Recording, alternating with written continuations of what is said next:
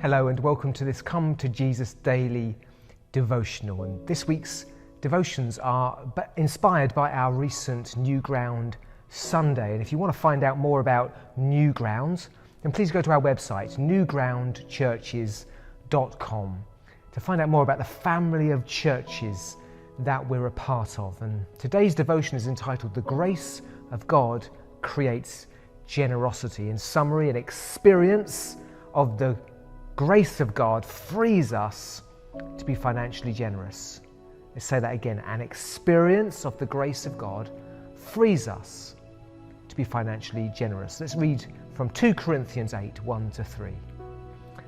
Now, brothers and sisters, we want you to know about the grace that God has given the Macedonian churches in the midst of very severe trial. Their overflowing joy and their extreme poverty welled up in rich generosity. For I can testify that they gave themselves as much as they were able, and even beyond their ability, entirely on their own. That's 2 Corinthians 8, 1-3. Money's a very sensitive subject, I think you'd agree, isn't it?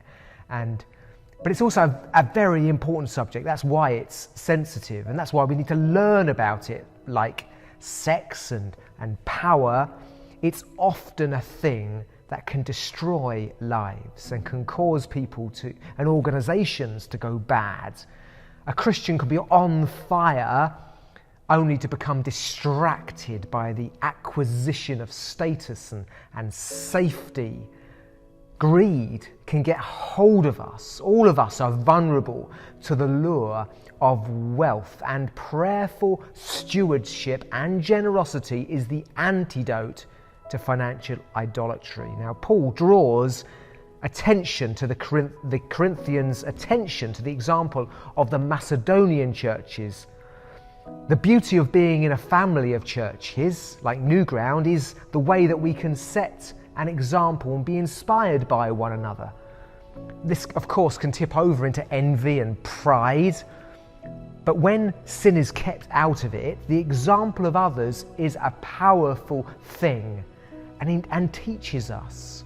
Paul draws their attention and our attention to the generosity of the Macedonian churches against the backdrop of severe trial. It's easier to be generous when we have lots and life is easy.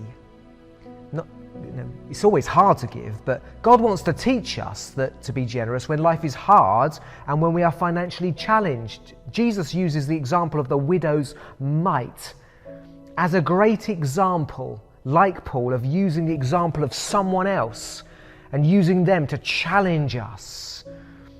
Paul speaks of the Macedonian churches giving being birthed out of the grace of God.